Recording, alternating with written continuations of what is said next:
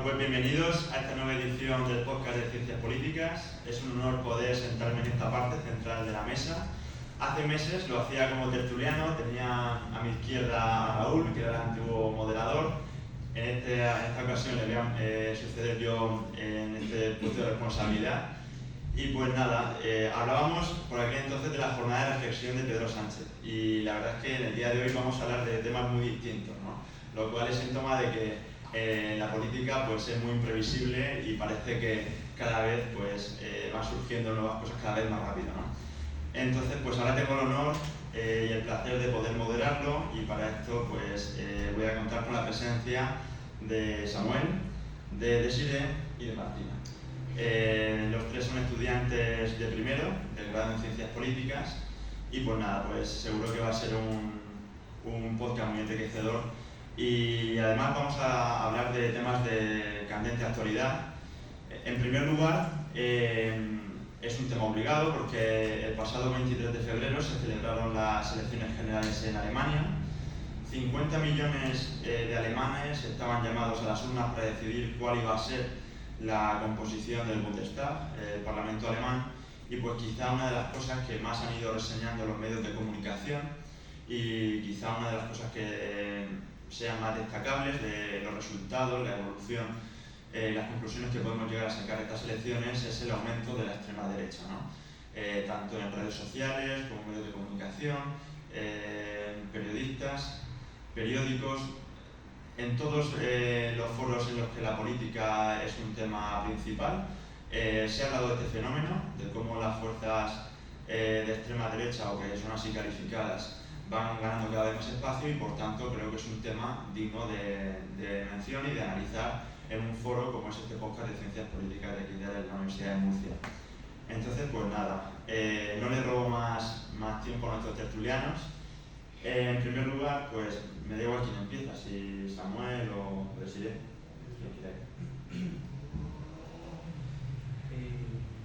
Bueno, en primer lugar, claro, sería... Sí, vamos a lanzar una pregunta al aire para ver cómo veis vosotros esta cuestión. Claro, es indiscutible el ascenso de este tipo de partidos, pero quizá lo interesante en esta cuestión sería ver o intentar acercarnos a cuáles son los factores que han potenciado este ascenso de la extrema derecha en Alemania, y no solamente en Alemania, sino también en otros países europeos, ¿no?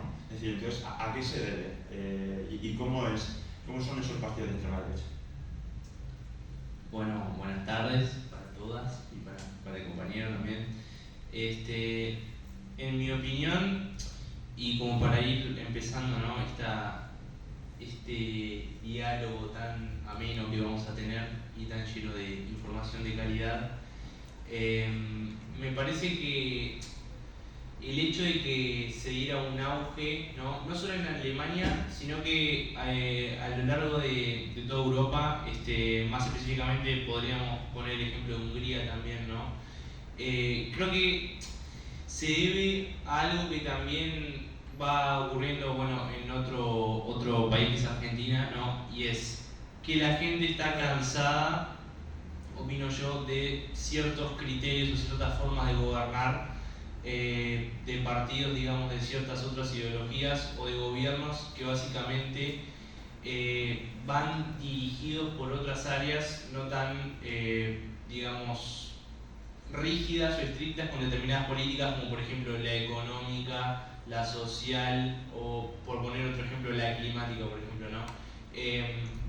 A mí me parece que en Alemania hasta ahora viene teniendo lugar, inclusive en la época en que estaba Angela Merkel, ¿no? Creo que fue una época en la que Alemania estuvo como que sumida en cierto, no quiero decir caos, pero una situación que no fue muy positiva, sí, porque recordemos que la situación económica no estuvo muy bien. Además, los individuos, el propio electorado, el pueblo de Alemania no se sentía cómodo. Esto se puede verificar en muchas encuestas que se ha hecho acerca de los partidos que estuvieron previamente en el gobierno.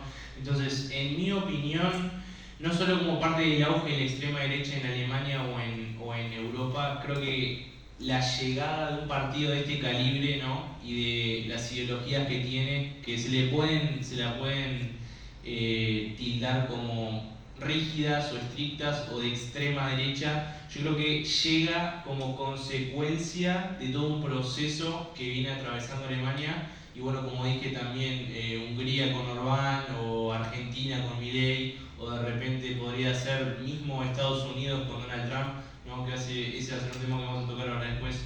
Pero creo que como todo, llega como parte de una consecuencia, de un proceso al que ha llevado a esto.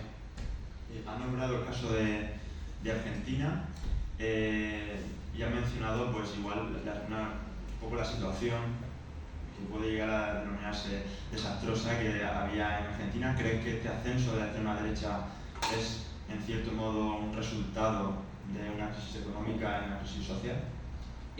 Bueno, mira, te digo, en el caso de Argentina, más que nada, hablando de eso, creo que definitivamente viene como condicionado a una crisis económica. Recordemos que aproximadamente un tiempito antes de la entrada de Milei, quien es ahora el mandatario de Argentina, para los que no lo saben, la inflación superaba el 1000%, ¿no? O sea, esa es una devaluación del peso argentino, de la unidad monetaria de Argentina, enorme, ¿no? Entonces, justamente, viéndolo por ese lado, ¿no? Yo creo que va más relacionado con el hecho de que es un voto castigo, porque si nos ponemos a pensar, ¿no? El gobierno previo al gobierno de Milei, ¿no? Del partido La Libertad Avanza, ¿no? De Milei, llegó ahora, pero después de como 15 años de gobierno del kirchnerismo, ¿no? O sea, estuvo primero Néstor Kirchner, que hoy justo hablábamos con Desiree, ¿no? Estuvo Néstor Kirchner primero, de presidente. Después estuvo Cristina como presidenta y después entró Alberto Fernández y como vicepresidenta Cristina Kirchner. O sea, 15 años de kirchnerismo, literal, ¿no? Entonces, uno se pone a pensar y viendo el legado económico, ¿no? Y social que han dejado, es claro que definitivamente al estar tan mal la situación económica y social, como dije, ¿no? Es algo que lleva también al electorado y creo que nos da a nosotros la pauta de que viene relacionado con algo que se toma una decisión de partir de un estado a otro totalmente opuesto, porque Milei ganó legítimamente, él es el presidente, 14 millones de votos, más de 14 millones de votos, ¿ok? Entonces, teniendo eso en cuenta, ¿no? ¿Cómo es posible que haya pasado de un gobierno que estuvo hace 15 años gobernando, pasar a otro totalmente distinto y hasta se puede ser contradictorio con las políticas kirchneristas? Y definitivamente es por eso, porque el gobierno kirchnerista no dejó un buen legado, es algo con lo que la gente realmente estaba viviendo mal. Y bueno, no me quiero meter mucho en las ideas de la gente, pero bueno, se empieza a decir como que de repente o están muy caras las cosas o que se aumentó el precio de algunas cosas, que es verdad, perdón, ya cierro. Y bueno, es en parte lo que hay que hacer para empezar a remontar con la economía, ¿no? Que es lo que está haciendo Milei actualmente. Muy bien. ¿Y tú, Desiree, a qué crees que se debe el ascenso de la extrema derecha? Ya no solamente en Alemania, sino estamos viendo como en diferentes países se producen estos fenómenos. Bueno, ¿se me escucha? Sí. Buenas tardes, lo primero. Empezando por Alemania, ya que has preguntado primeramente por Alemania, prefiero empezar por ahí y luego continuar un poco al resto de países, pero bajo mi punto de vista, pienso que todos ellos tienen un divisor común, ¿no? Al fin y al cabo, el ascenso de la ultraderecha en Alemania se debe a diferentes factores. También tenemos que tener en cuenta que Alemania tiene una historia convulsa. Ha salido desde hace recientemente recientemente, hace menos de 100 años, de un pensamiento muy conservador, muy tradicional, y es prácticamente innegable que la sociedad alemana no quede resquicio aún de ello. También los partidos que han estado gobernando últimamente Alemania, como por ejemplo ha mencionado mi compañero Angela Merkel, era un partido tradicional. Entonces considero que este auge de la ultraderecha en Alemania se debe un poco a esa base y que a esa misma vez están surgiendo muchos movimientos sociales progresistas, quizá el movimiento ecológico, el movimiento LGTBIQ+, que quizás chocan un poco con esa visión que tiene la sociedad alemana. También estamos viviendo políticas migratorias muy radicales y quizás muy poco controladas, pienso yo. Y el partido Alternativa por Alemania, no sé decirlo en alemán, pero bueno, Alternativa por Alemania, surge como un partido quizás que ofrece una alternativa a todos esos ciudadanos descontentos con la situación que se está perdiendo los valores tradicionales, que están surgiendo movimientos quizás con los que no están de todo de acuerdo. Y bueno, pienso bastante. También últimamente hemos visto diferentes, no quiero clasificarlos de atentados, pero diferentes disputas entre... Perdón. Se bueno, notó la compañera, perdón. Diferentes disputas entre personas que no son de la misma religión y esa sustitución cultural, al fin y al cabo, pienso que también trae bastante choque en la sociedad alemana. Entonces este partido surge como alternativa y como que plantea promesas a todos esos ciudadanos descontentos de yo voy a dar esa gloria a Alemania que se merece. Sí, ha mencionado cuestiones importantes como la inmigración, ¿no? Por esa defensa y retorno de los valores tradicionales, por esa batalla cultural de las religiones. ¿Crees que, en el caso de Alemania, por supuesto, pero crees que también se reproducen ese discurso, ese relato de inmigración, de valores tradicionales, de nuestra cultura, en otros partidos de extrema derecha, como podría ser de España? Sí, de hecho pienso que es un divisor común.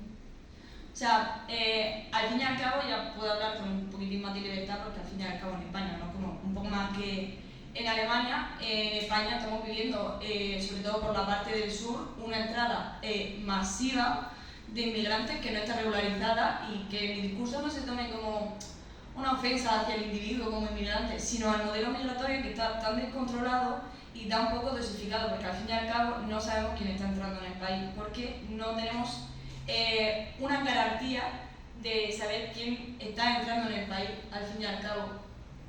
Y entonces pienso que ese suceso que está pasando, porque al fin y al cabo, yo bajo mi punto de vista, junto con la inmigración, viene adherido una serie de problemas, ¿no? De choques culturales, porque tampoco tenemos un método efectivo de integrar a esas personas en la sociedad. Y el modelo, más que fomentar la integración, fomenta la segregación.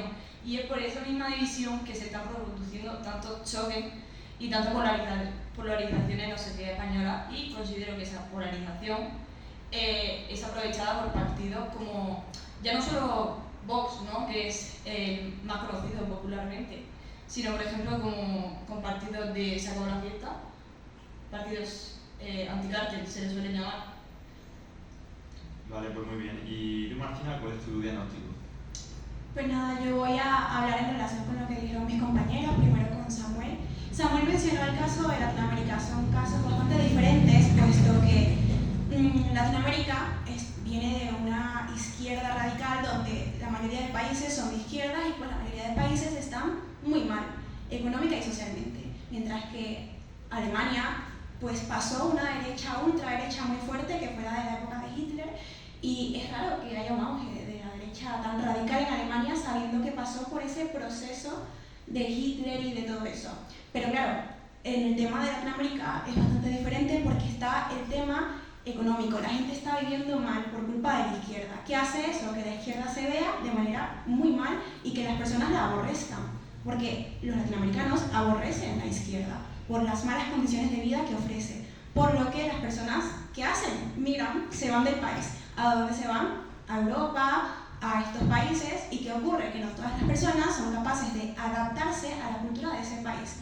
Lo que lleva en conclusión que hay problemas culturales y problemas políticos, porque las personas no están de acuerdo con que en su país las personas actúen como si estuviesen en su país, y es totalmente lógico.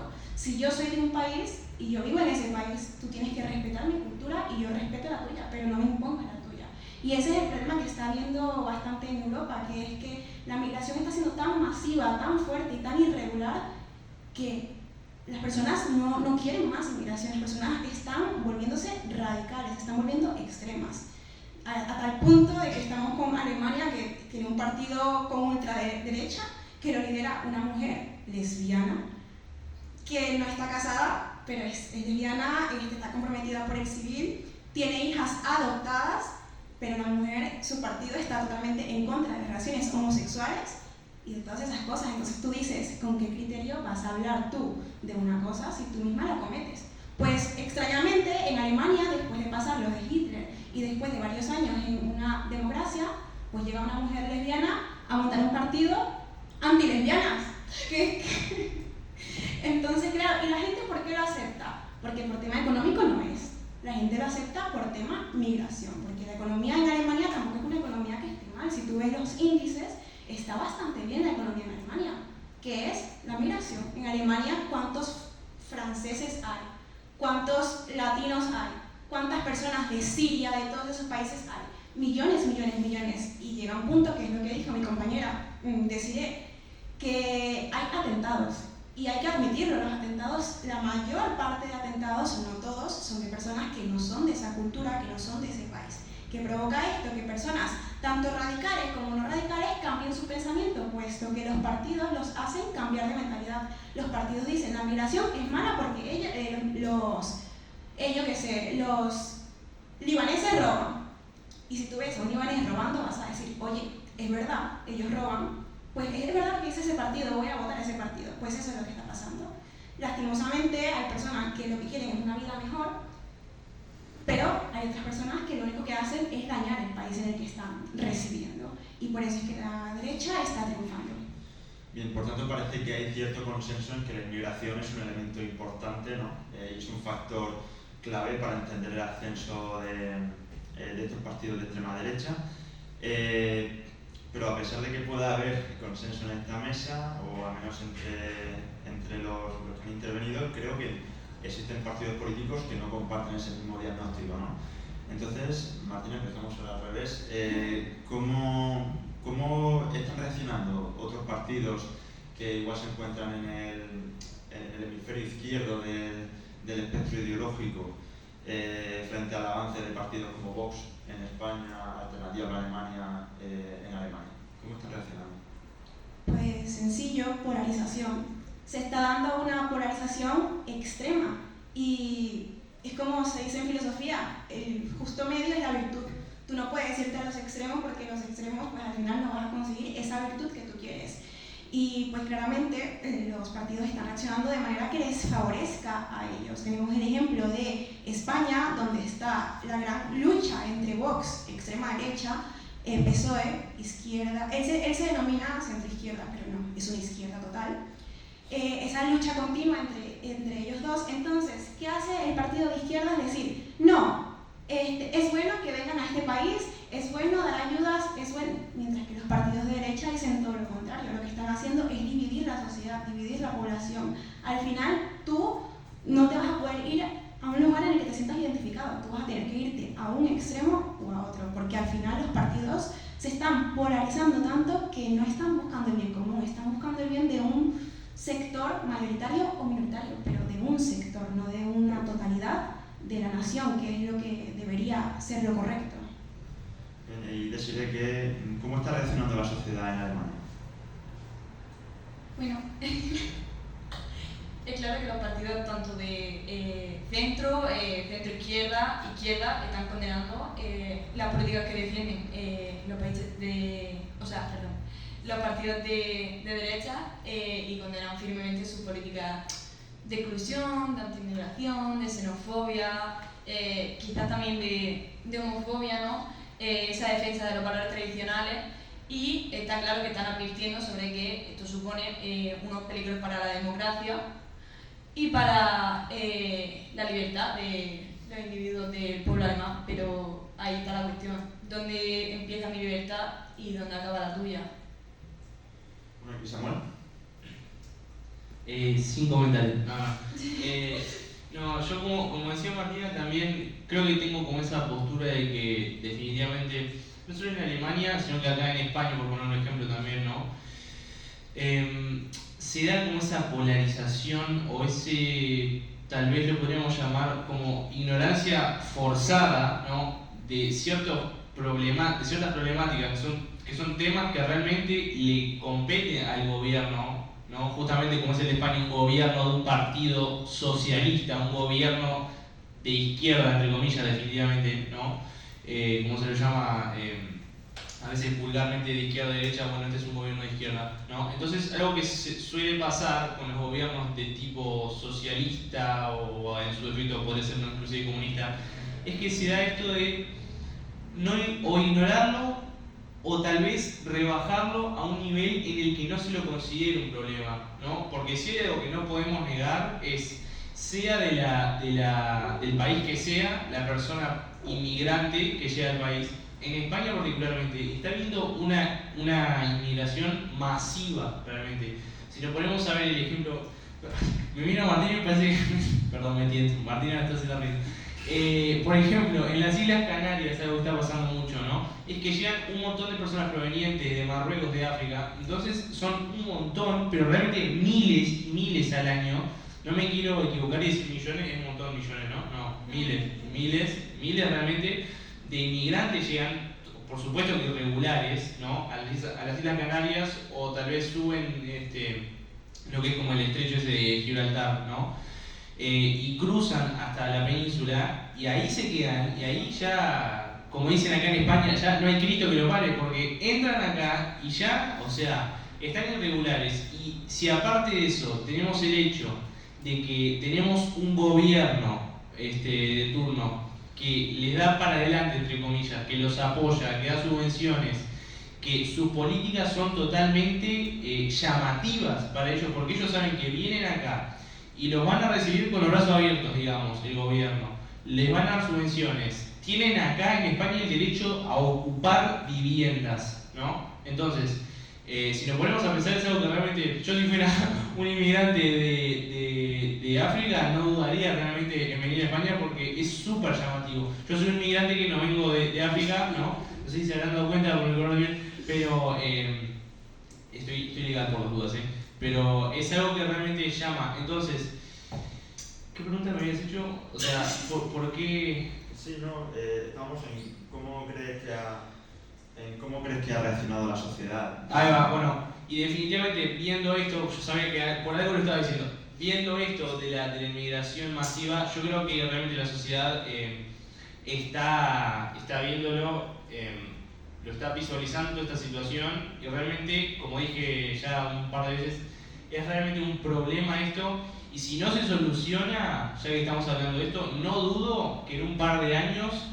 en España entre un partido de extrema derecha al gobierno, y lo digo así nomás, sin pelos en la lengua, porque realmente me parece que podría llegar a darse frente a problemáticas como las que atravesó Alemania, Hungría, Argentina, Estados Unidos, ¿no? Qué coincidencia, todos vienen de partidos de un carácter socialista previamente. Entonces, bueno, eso, definitivamente creo que la sociedad lo está viendo y no dudo que haya un cambio radical en un futuro para España. Bueno, una de las grandes críticas que se le hace a los partidos de extrema derecha o los partidos nativistas, ¿no? Que siempre suelen poner el foco mediático en las cuestiones de la inmigración, es que se les acusa de un poco manipular datos, de muchas veces de lanzar bulos dirigidos contra la población migrante, de exagerar, de generalizar, de señalar y de estigmatizar a personas que en un momento de su vida pues, han decidido salir de su país para pues, muchas veces jugarse la vida y llegar a un país de esto que se conoce como mundo desarrollado, primer mundo, ¿no? Pues porque existen unas expectativas, ¿no? Ese es, digamos, el relato de los partidos o de las fuerzas normalmente progresistas que se oponen a ese relato de la extrema derecha. Entonces, un comentario muy breve. De verdad, también se les acusa, por ejemplo, de darle más importancia a la cuestión de la inmigración de la que realmente tienen, ¿no? Incluso de llegar, como tener la voluntad de querer amedrentar y querer que la población llega a tener miedo y llega a concebir a los inmigrantes como una amenaza que realmente no es, ¿no? Esa es la crítica que normalmente se hace a los partidos de extrema derecha. Entonces, como llevamos justito de tiempo para que vayamos bien con la estructura, un comentario muy breve. ¿Cómo veis esa crítica a los partidos de extrema derecha? Es decir, ¿creéis que realmente los partidos de extrema derecha están interesados en ampliar el foco en el tema de la inmigración y plantearlo como una amenaza más grande de la que realmente es? ¿Me puede contestar ahí? Totalmente. Y yo creo que los tres lo pensamos, y ya de por sí que te lo digan dos personas migrantes, yo creo que da mucho que decir. O sea, yo creo que los tres pensamos lo mismo y no somos del mismo partido, ni creo que pensamos lo mismo en muchos aspectos, pero es totalmente, actualmente el tema migratorio es un tema que está al borde del abismo. Sí, pero en el sentido de que estés de acuerdo, ¿no?, con que es una amenaza. A ver, amenaza no, pero es amenaza en parte porque al fin y al cabo es en lo que se están centrando los partidos, en hablar de eso. ¿Puede ser una amenaza? Sí, porque nos puede traer a una derecha que no sabemos cómo vaya a ser para nosotros los ciudadanos y menos para los migrantes que son legales. Pero al mismo tiempo puede ser una amenaza porque no sabemos lo que llegue en un momento dado si al final no implantamos una política de derecha, sino que viene alguien y nos vuelven a colonizar los árabes, a decir que esto es de más países de por allá. Sí.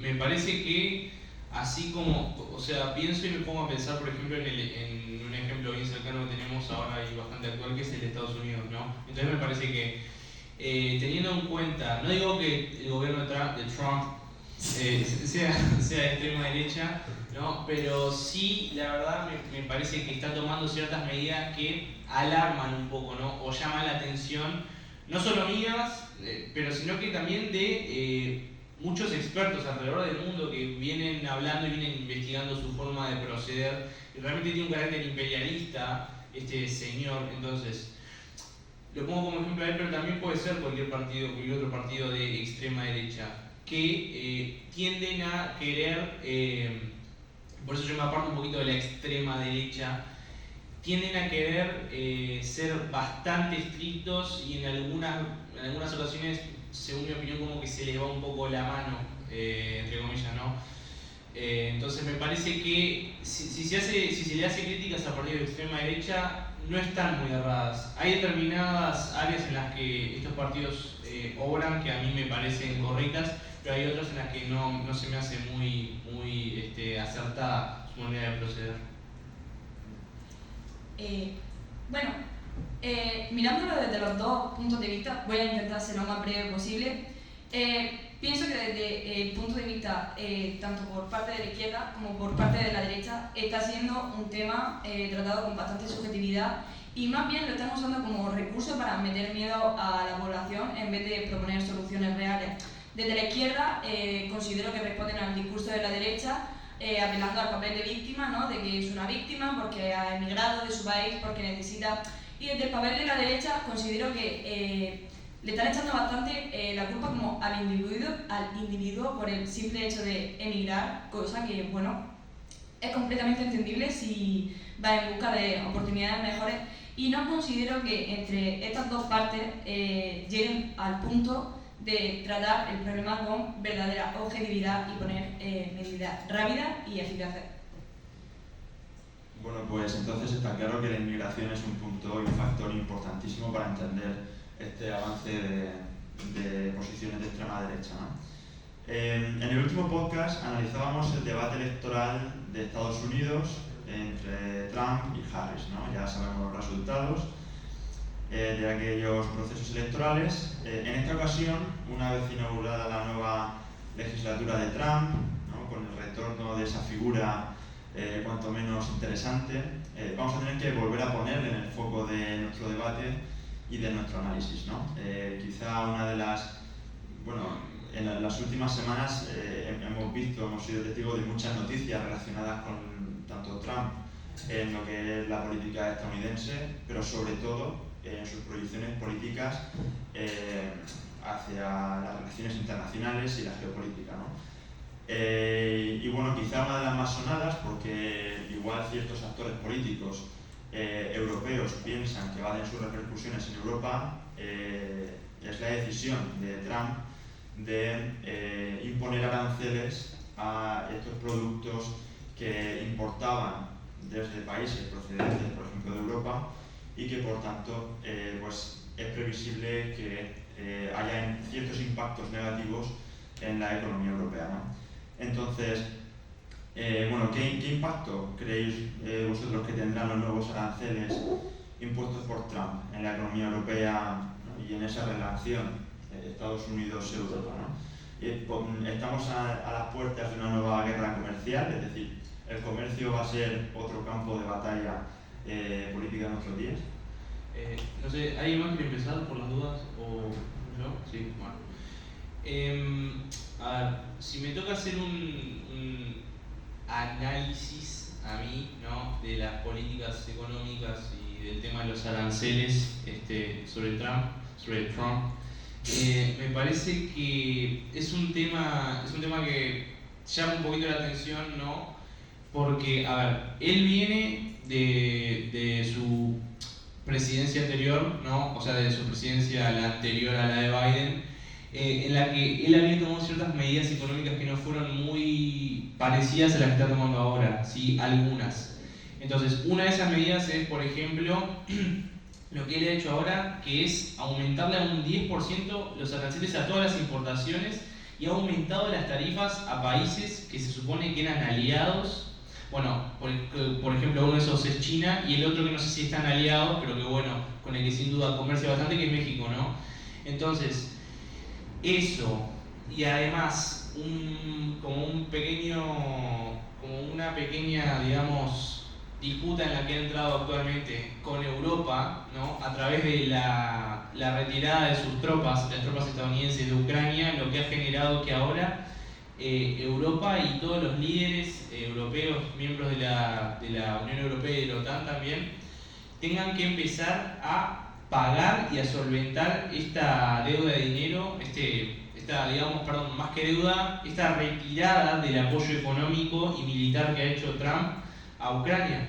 Entonces, como viendo todo esto, yo creo que definitivamente está tomando medidas llamativas y medidas que no necesariamente creo que le vayan a hacer del todo bien a Estados Unidos, porque se está metiendo en algunos, a mi parecer, embrollos en algunos temas de los que no es muy fácil salir, ¿sí? Más allá de eso, podría haberse relacionado también algunas tarifas que se le ha puesto, como dije, a China, a México, a Rusia también. Entonces, bueno, me parece que es una situación un poquito escabrosa en la que se encuentran ahora Estados Unidos. Bien. Martina, ¿cómo ves los aranceles? Pues yo lo veo como, vamos a ver, sabemos que Trump es una persona muy nacionalista. Más bien, él no dice of America, él dice the United States of America. Entonces, es extremadamente nacionalista. Yo siento que él lo que quiere hacer es crear un sentimiento nacional para toda la población. ¿Cómo lo está haciendo? Pues impulsando el producto nacional. ¿Estoy de acuerdo con la forma en la que lo está haciendo? No. Porque es lo que dice Samuel. Eso puede llegar a crear una guerra económica, claramente, con países que no estén de acuerdo. También está el caso de que Trump lo que busca con esos aranceles es negociaciones que le legitimen a él su puesto como presidente. Tenemos el ejemplo de que él impuso aranceles a países de Europa y los países de Europa tuvieron que aceptar, pero está el lugar de México, que impuso aranceles. México, bueno, la presidenta de México lo llamó, tuvo una reunión con él y le quitó los aranceles. ¿Por qué? Porque ella le prometió que iba a controlar la migración. O sea, cosas que al fin te das cuenta que legitiman su papel como presidente, porque dijimos, un problema, la inmigración, que hizo Trump, la está resolviendo del país donde más migrantes llegan. Está legitimando su puesto como presidente, que nos parezca bien o no, lo está haciendo de una manera un poco radical, pero lo está haciendo.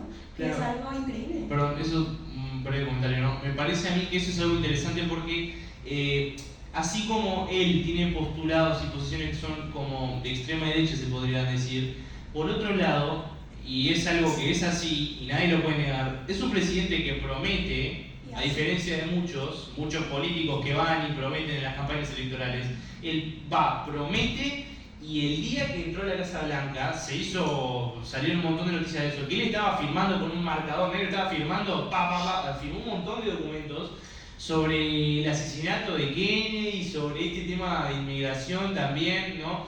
Y esto creo que es algo interesante también, cómo él, así como tiene sus pros y sus contras, y así como tiene sus contras, también tiene esto que es que mediante medidas económicas y de aranceles, él fue capaz de negociar con Claudia Sheinbaum y la presidenta de México le prometió controlar la inmigración, la migración de su país. Entonces creo que, me parece que también él sabe negociar, es algo para lo que él es relativamente bueno también. Sí, es importante de por sí con España. Él dijo que quería imponerle aranceles a España porque no le caía bien Pedro Sánchez. Claro, a él le gustaba sí. ver a Santiago Abascal. Claro. Entonces, pues para que veas que al final él lo que busca es negociar y aliados. Sí, es algo claro. muy importante en un país. Y él dijo, yo estoy aquí. Su papel principal era la migración, y eso lo sabemos todos. ¿Y qué hizo? La controló. Radicalmente, sí, pero la controló. Del país donde más migrantes llegan porque está la frontera. Y precisamente eso es lo que más legitimita el mandato de Trump, que básicamente lo que promete lo hace. Sea más beneficioso o más perjudicial para el país y sus ciudadanos, pero al fin y al cabo lo que dice lo hace, y eso es lo que legitimiza su mandato. Bien, bueno, quizá una de las grandes reproches que se le ha hecho, porque claro, habéis mencionado esa relación que existe entre Trump y Santiago Abascal, ¿no? Quizá estos días en los que los medios de comunicación han estado dándole bombo al tema de los aranceles que iba a imponer Estados Unidos y la Unión Europea, el reproche que se le ha hecho a Vox es que, mira, estáis apoyando a un partido, es decir, al Partido Republicano de Estados Unidos, liderado por Donald Trump, que ahora está gobernando, que está llevando a cabo medidas que van a perjudicar a España, en tanto que nuestro comercio, como parte de la Unión Europea, pues se va a ver perjudicado porque todos aquellos productos que lleguen a Estados Unidos no van a poder competir en igualdad de condiciones, porque con ese arancel el precio va a subir, ¿no? Entonces, ¿creéis que le va a pasar factura? ¿Creéis que le va a perjudicar a Vox estas medidas tomadas por Donald Trump? Hombre, yo creo que le va a perjudicar en cierta parte y le va a no beneficiar, pero sí quizás alzarlo un poco más en cierta parte, porque sí que es verdad que le va a perjudicar en el sentido de que está siendo muy radical con su medida. Y quizá la exportación masiva de inmigrantes no está siendo correcta del todo, porque no está siguiendo unos criterios muy fiables como para saber a quién deporta y a quién no, y quién es beneficioso para el país, un buen trabajador, y quién no. Pero en cierta parte considero de que sí va a dar más el alza a Vox, sobre todo en ese sector conservador de la sociedad española, porque al fin y al cabo, dime con quién andas y te diré quién eres. Y yo considero que por parte de ese sector, al ver a Santiago Abascal andarse con tipos tan radicales y que cumplen tanto lo que hacen como Trump, van a mirar más ese lado de decir, bueno, quizás si tú andas con Trump, tú también harás lo mismo que Trump, y es cumplir lo que dice, sea más radical, menos radical, y beneficie más a la nación o la perjudique, pero una cosa es así y es que cumple lo que dice. Yo creo que los aranceles en parte pueden ayudar, porque tenemos el ejemplo de España. ¿Qué pasó en España con la guerra de Ucrania? Subieron un montón los precios, más que el que más resaltó fue el aceite, ¿no? Porque según el aceite de oliva, las olivas se traían de Ucrania. ¿Y por qué es eso? Porque no consumimos producto nacional. Quizás si hubiesen aranceles, los precios no hubiesen aumentado abruptamente, que a día de hoy siguen esos precios aumentando y seguimos diciendo ¿por qué? Y dicen, es por la guerra. Y tú, vale. ¿Por qué no mejor consumimos producto nacional? O sea... Sí, pero en ningún momento hemos impulsado el producto nacional. O sea, si precisamente consumíamos producto extranjero, era porque nos salía más barato consumir el producto extranjero e importarlo que consumir el producto nacional. ¿Significa eso que por poner más o menos aranceles vaya a ser fomentado el producto nacional? No, es una relación completamente errónea. se fomenta, créeme que se fomenta porque los aranceles, más bien Trump hizo los aranceles para eso, para que se consumiera producto nacional. Lo que va a pasar es que se va a radicalizar la sociedad. O sea, sí, la sociedad. Básicamente. Yo como moderador tampoco me quiero meter mucho al trapo, pero creo que sería interesante contemplar que uno de los grandes sectores sociales o grupos sociales que más apoyan a Vox es el del sector primario, o una parte relevante del sector primario de la agricultura. Entonces, si esos agricultores ven que van a verse perjudicadas sus producciones agrícolas o agrarias, pues ¿no? Quizá entra un poco en contradicción, ¿no? Ese discurso de Vox, ese relato de que son los únicos que de verdad pues defienden al campo y al sector primario frente a ese mercado globalista que al final hace que salgamos perdiendo, ¿no? Y sin embargo ahora estamos viendo como Vox apoya a un presidente que le está subiendo los precios a los productos españoles. Bueno, pero al fin y al cabo, eso que acabas de mencionar es populismo en estado puro. O sea, al fin y al cabo, Vox lo que te dice, hay dos sectores, el sector del campo y los de arriba. Solo hay esos dos sectores. Los de arriba os quieren perjudicar a vosotros, os quieren quitar derechos, os quieren quitar ventajas, vosotros sois las víctimas, pero al fin y al cabo Vox defiende políticas que favorecen al autónomo.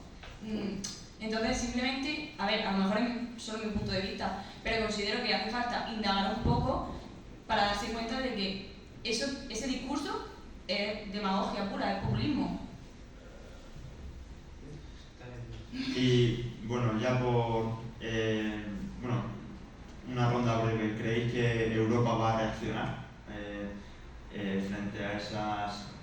algunos líderes europeos incluso lo han considerado como amenazas, ¿no? De que Estados Unidos está amenazando, está desafiando a Europa, porque claro, hasta ahora pues entendemos que había unas buenas relaciones, ¿no?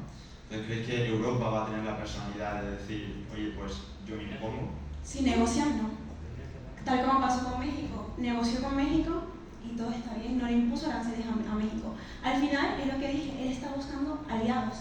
Y si tú negocias con Trump, que eres un negociador bastante manipulador, pero lo es, al final no va a haber ningún problema. Obviamente habrá líderes que no quieran eso y ahí sí puede que vaya a haber un problema, una crisis o una guerra económica, ahí sí, porque tú me impones, yo te impongo. Porque yo te doy, tú recibes, eso siempre es así. Y puede que haya bastantes conflictos por eso. Por tanto, ¿crees que al final los aranceles van a ser un arma más, ¿no? Para poder negociar y para poder llegar a acuerdos o para poder decir, oye, cede en esto porque si no yo te voy a poder imponer aranceles y sales perdiendo? Dependiendo del país, sí puede ser un arma. Es que es eso en realidad, ¿no? Me parece que ha llegado a imponer tantos aranceles a países grandes, ¿no? Como China, Rusia también, que se creía que eran sus aliados, ¿no? Y que muchos profesores de ciencias políticas importantes, ¿no? Justamente profesores de derecho, personas expertas en esto, ¿no? Más que nada las personas relacionadas con la política, con las ciencias políticas, afirman esto, que es que Trump tiene una forma de ver las cosas, una manera de proceder, como decía, que tiene un carácter realmente imperialista. Entonces, como decía Martina también, él lo que busca es aliados, pero en mi opinión, y no sé si decir que en eso como que discrepo un poquito, porque en mi opinión lo que él quiere es formar aliados, pero formar aliados con las grandes potencias, es decir, Estados Unidos, China y Rusia, punto final. O sea, como se puede ver, ¿no? Podemos decir, China lo más cerca que tiene, por poner ejemplos, ¿no?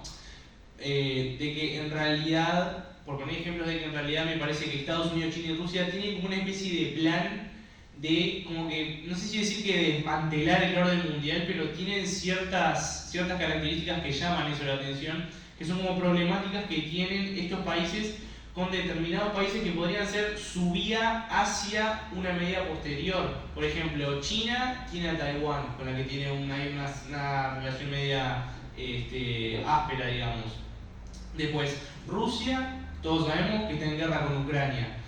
Y después tenemos a Estados Unidos, que está luchando por el canal de Panamá hace ya un tiempito, hace bastante, y ahora, no sé si se enteraron que salió esto de que Estados Unidos y está hablando de que quiere Groenlandia y de que, o sea, eso es un tema, la verdad me parece que llama la atención. Entonces, viendo esto, me parece que cada uno de estos países tiene como una cierta manera o características típicas de la naturaleza de ellos, de ser una potencia mundial, las 3 potencias mundiales más grandes, que tienen cierto carácter o cierta manera, claro, que pareciera como que podría llegar a ser eso, decirlo, ¿vale? Como... Aspiraciones imperialistas. Claro, claro. Entonces, bueno, es... ¿Por qué te crees que no le han puesto aranceles a países con los que tienen negocios con el petróleo? Claro, Es lo que tú dices. Sí. Totalmente. Bien, pues como veis, hablando de cuáles son las previsibles consecuencias, efectos económicos y comerciales de las políticas de Trump, ya nos hemos ido sin querer a un espectro más amplio, y es que efectivamente Estados Unidos, ya no solamente por ser la potencia que es, sino además también intuyo que por el liderazgo de Donald Trump, pues tiene el poder, ¿no? También es un poder fáctico de influir en otras muchas esferas de la vida política y la vida social del planeta Tierra, ¿no? Por tanto, ya no solamente hablamos de comercio, no solamente hablamos de aranceles, sino que también hay que hablar de cuestiones geopolíticas y cuestiones militares, ¿no? Y entonces ahí es donde volvemos a la guerra de Ucrania, ¿no? Se han inundado de titulares estos últimos días en los que aparecían como actores principales Trump, aparecía Zelensky, algunos líderes europeos, ¿no? Y es que desde el principio Trump parece que vino a dar un poco la vuelta a la tortilla, ¿no? Y de hecho, temas que no estaban presentes en el debate público o que al menos no se le daba la importancia con la que se está moviendo ahora en el vocabulario político, por ejemplo, es decir, el tema de Groenlandia. Antes era un debate abierto y candente como lo es ahora, no. Era previsible con el mandato de Biden este giro de los acontecimientos en relación a Ucrania, no. Por tanto, si algo tenemos claro es que Trump está dando la vuelta a la tortilla en muchas ocasiones, para bien o para mal, eso ya es cuestión de cada uno, pero lo que sí que está claro es que es interesante, ¿no? Y por eso lo vamos a analizar. Bueno, hemos visto imágenes de Trump y Zelensky, Trump y Putin, los líderes europeos, todos reunidos para intentar llegar a un acuerdo en torno a la cuestión del alto el fuego en Ucrania, ¿no? Es decir, parece que la guerra de Rusia y Ucrania se ha enquistado, lleva ya mucho tiempo, y parece que Trump tiene una nueva propuesta que dista mucho, es muy diferente a lo que parece que preveía Biden, ¿no? Entonces, si quieren empezamos por Samuel, si te parece bien. ¿Crees que este plan de Trump traerá la paz y la estabilidad en Europa?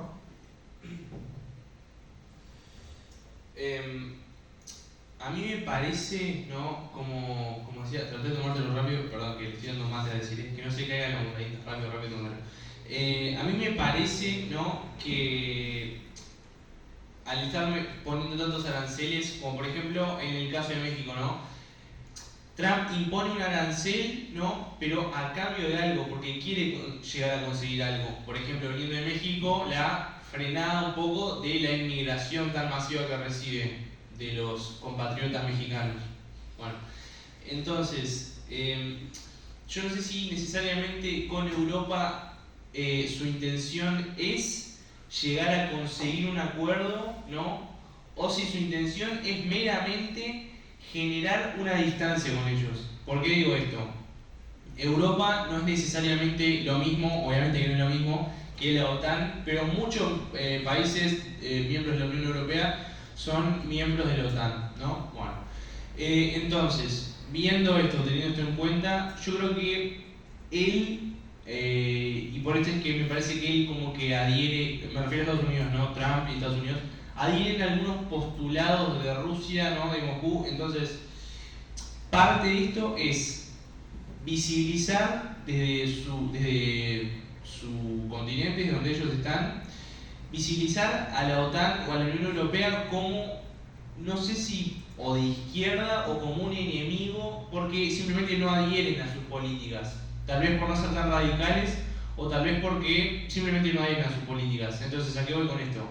A que me parece que Trump en muchos de los aranceles que está empezando a imponer es generar es como decir, bueno, hasta acá llegaste conmigo, tal vez con Biden avanzaron, pero conmigo no tanto. Voy a generar una barrera justamente de aranceles, ¿no? Mediante políticas económicas proteccionistas y imponer aranceles, que, bueno, ya yéndonos un poquito más lejos, me parece que es algo que está empezando a generar los rumores de que posiblemente Estados Unidos entre en una posible recesión, ¿no?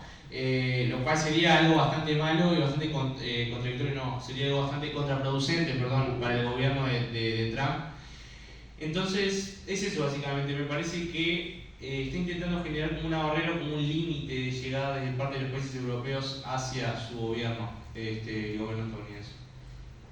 Respecto a lo que has dicho de la recesión, yo leí una vez un artículo muy interesante y sí que es verdad que las medidas proteccionistas buscan proteger al país, impulsar el producto nacional, pero al fin y al cabo, si te paras todo un momento a pensarlo, quien va a pagar esos aranceles no son los países, no va a ser Trump, no va a ser nadie, vamos a ser nosotros, los consumidores, los mismos que han votado a Trump. Entonces, va a delegitimar bastante el gobierno de Trump. Sí que es verdad, respecto a lo que has dicho de la Unión Europea, de que, bajo mi punto de vista, hemos sido bastante el perrito faldero de Estados Unidos y hemos hecho mucho lo que ha querido. Lo que pasa es que se han promovido ciertos ideales en Europa, como el movimiento woke, que está siendo bastante expandido por los países de Europa, con los que Trump claramente no casa, y está buscando como ese distanciamiento porque quiere imponer él sus valores tradicionales y su defensa de la nación. Sí, al final es lo que él dijo, si no me caes bien, no te quito los aranceles, ya está, es eso. Es lo que dicen Samu y lo que dicen Des, y él lo que está haciendo es buscando una separación con las personas o con los países a los que no les conviene tener una unión y buscando la unión mediante esa conversación con países que les convienen. Sí, por eso fue lo que le dije a Samu, no ha impuesto aranceles a países que le exportan petróleo. ¿Por qué será? Porque le conviene. Sí, ya está. Bueno, hasta ahora pues se presuponía que había una buena relación entre Estados Unidos y la Unión Europea, ¿no? Y los países de Europa, ya no solamente a nivel militar, sabemos de la existencia de la OTAN, pero también a nivel económico, a nivel comercial. Claro, puede que haya personas que piensen que por una hermandad histórica que tras la Segunda Guerra Mundial pues se han fraguado grandes lazos de amistad entre Estados Unidos y Europa. Hay otros que dicen que no, que realmente Estados Unidos se mueve por sus intereses económicos y ya está. Y que si viene un nuevo político que considera que sus relaciones con Europa ya no les salen tan rentables, entonces quizá esa relación entre Estados Unidos y Europa pues se debilita, ¿no? Y esa es la tesis de muchos de los críticos de la política actual, ¿no? Y entonces, claro, estamos viendo cosas nuevas en Europa. Estamos viendo que por primera vez hay líderes nuevos en las últimas décadas, como es obvio. Estamos viendo que hay líderes europeos que están diciendo, oye, igual nos tenemos que replantear nuestras relaciones con Estados Unidos. Igual antes considerábamos a Estados Unidos como un gran aliado y sin embargo ahora hay que tener otra serie de consideraciones. Igual Estados Unidos no se mueve por la libertad y por la igualdad de los ciudadanos y en el caso de Ucrania simplemente lo que quiere es llegar a un acuerdo para sacar tajada del asunto, para llevarse beneficios, para llevarse las tierras raras, ¿no? Entonces, ¿creéis que la gestión de Donald Trump va a cambiar la relación entre Estados Unidos y la Unión Europea? Porque estamos viendo que en Europa parece que está produciéndose un cierto distanciamiento y voy a utilizar una palabra, y ya os dejo hablar, que se ha dicho mucho en algunas instituciones de la Unión Europea en esta última semana, la palabra rearming. ¿Cómo? La palabra rearming. Entonces, estamos viendo cómo Macron incluso propone que la Unión Europea tome iniciativa en la guerra de Ucrania, se desmarque de Estados Unidos y mandar incluso a tropas, se utiliza la palabra rearme, parece que tenemos un vocabulario casi bélico. Muy militarizado. Sí. ¿Qué creéis que va a pasar entre Estados Unidos y la Unión Europea? Pues, ¿quieres decir algo? Porque te veo emocionada. No, es que justo era lo que iba a mencionar, Sí, que estamos utilizando mucho la palabra rearme porque al fin y al cabo Estados Unidos está tomando distanciamiento con la Unión Europea, porque sí que es verdad que si no nos han atacado antes o no nos han vacilado mucho antes, era porque al fin y al cabo hemos vivido bajo la sombra de Estados Unidos y bajo la protección de Estados Unidos, que viene sabido por todo el mundo que es uno de los mayores exportadores de armas del mundo. Entonces eso nos daba cierta como garantía, seguridad, y ahora que nos está desmantelando un poco Trump las bases, que nos está metiendo presión para que nos rearmemos, el otro día vi alguien que decía Francia y Gran Bretaña sacar las bombas porque son los dos únicos países que tienen armas nucleares. Sí que es verdad que estamos viendo un rearme y que yo al fin y al cabo veo necesario, porque un conjunto de países que vivan bajo la sombra de uno solo y en manos de un líder bastante inestable y un poco arbitrario, considero que va a ser beneficioso y que es necesario. Y más ahora que estamos viendo que no estamos viviendo bajo la gente no está viviendo bajo la sombra de un líder, está viviendo bajo la sombra de dos líderes. La figura de Elon Musk. Actualmente Trump yo lo veo muy sujeto a Elon Musk. ¿Por qué será eso? Porque antes éramos la sombra de Trump, ahora Trump es la sombra de Elon Musk. Exacto, es lo que dice Samu. Al final Estados Unidos se va a amar por sus intereses y no todos los países van a querer eso. Va a haber países que se van a rebelar. Y es lo que dice Desiree, al final va a tocar sacar las bombas, porque si un país se rebela, bienvenida a la Tercera Guerra Mundial. Me parece que parte de esto de la relación de Estados Unidos con la Unión Europea, creo que lo contesté en la vez pasada, así que por ahora no. Vale, pues nada, ya estaríamos llegando al final. ¿Crees que también ha tenido alguna implicación la guerra, la guerra entre Israel y Palestina en la visión que tienen muchos europeos por parte de Trump, ¿no? Porque hemos visto en los medios de comunicación cómo pues Trump muestra sus apoyos a Netanyahu, ¿no? Y también hemos visto cómo en muchos países europeos pues ha salido mucha gente a manifestarse, sobre todo a favor de Palestina, ¿no? El lobby pro-palestino es bastante potente. Y pues han habido ciertos grupos sociales y sobre todo determinadas fuerzas políticas que han señalado a Estados Unidos como un poco los cómplices, ¿no? De un genocida. Entonces, ¿creéis que también ha podido influir el apoyo de Estados Unidos a Israel en ese deterioro de las relaciones entre Europa y Estados Unidos? Claramente, es fácil, así es como funciona la sociedad. Quizás, si a mí me caen bien ellos dos, pero yo un día hablo mal de Desiree, pues quizás mi relación con Samuel no vaya bien. Es el claro ejemplo. Si Trump apoya a Israel, hay líderes que no están de acuerdo con eso y Trump va a hablar y va a decir cosas y van a haber líderes que le van a refutar. Eso va a llegar a un desacuerdo que quizás, como ya vemos que Trump se mueve por sus intereses, quizás haga medidas que a los otros líderes no les guste y pueda haber un distanciamiento, una guerra, una pelea, un conflicto, quién sabe qué. Pero totalmente eso está más que visto que afecta bastante y más aún cuando la mayoría de personas son pro-Palestina, pero líderes son pro-Israel. Claro, además, hablando sobre eso, ¿no? Me parece que es algo clave, es un factor clave, como tú decías, en la relación entre Estados Unidos y la Unión Europea, ¿no? Porque creo que muchos países miembros de la Unión Europea son pro-Palestina, es decir, ven a Israel como un atacante, como un genocida, como alguien que está matando gente prácticamente gratis, ¿no? Pero entonces, sigue importando sus productos a los países. Claro, a eso voy. En realidad, ¿qué pasa? Se los ve a Israel como el malo, como el villano, como el asesino, ¿no? Pero, como decía mi estimadísima compañera acá, sigue importando en todo el mundo sus países. Israel sigue comerciando, ¿no? Poco se habla de los aranceles de Estados Unidos a Israel. Ojo ahí, no ojo al gol. O sea, ni se habla de eso. Eso en primer lugar.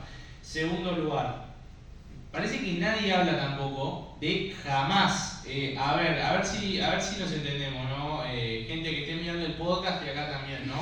Que a fin de cuentas esto es para la gente que está por fuera. A ver una cosita, toda la gente, pro-Palestina, perdóname. ¿Y Hamás de dónde salió? Hamás, a ver, grupo terrorista, y Israel sale a defenderse, que si le haya ido un poco la moto, bueno, puede ser, es más, es así.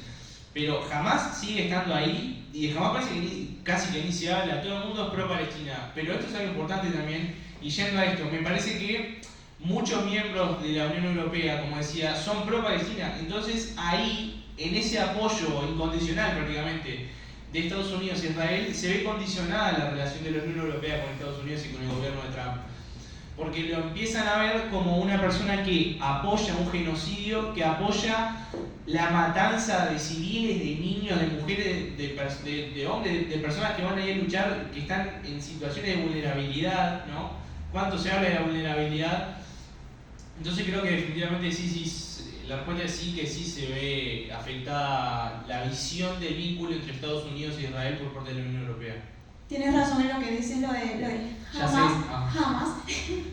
Porque la mayoría de personas son pro Palestina, pero la mayoría de personas no saben lo que está pasando en verdad. O sea, hay personas que son pro Palestina porque las Kardashian son pro Palestina, sí, ¿sabes? Claro. O sea, es que no todos saben lo que está pasando en verdad, y es lo que dices tú. Quizás tú eres pro Palestina, pero ¿qué hay en Palestina? Es la verdadera pregunta, porque ninguno es víctima. Aquí ninguno es víctima. Bien, pues nada, ya llegamos al final, ya hemos tocado todos los temas, además vamos súper bien de tiempo. Entonces, pues nada, bueno, me veo una obligación, porque muchas veces, pues claro, estamos aquí en un podcast de ciencia política, sabemos que la política es muy intensa a veces, entonces me veo un poco en la obligación de recalcar y recordar que aquí cada uno expresa sus opiniones libremente. No es la opinión oficial ni del podcast, ni de la Universidad de Murcia, ni del grado en Ciencias Políticas. Cada uno expresa libremente su opinión, ¿no? Porque me miras a mí y me siento juzgada. No, por vos, nada, Martina, por vos. No, lo digo porque muchas veces, bueno, incluso sobre todo el tema de Israel y Palestina es un tema muy sensible, y por tanto, pues, simplemente recalcar eso, ¿no? Que, como decía Mariano Rajoy el otro día, que cada uno es dueño de sus silencios y esclavo de sus palabras, ¿no? Entonces, pues nada, ya simplemente por cerrar y por dejar unas reflexiones en abierto, algunos de los conceptos que han salido durante el debate. No hemos hablado de crisis económica, de inmigración, de valores tradicionales, de batalla cultural, de nacionalismo, incluso imperialismo, utilizar los aranceles y las políticas como arma. Hablamos de rearme, hablamos de bombas, en alguna ocasión se ha hablado de Tercera Guerra Mundial.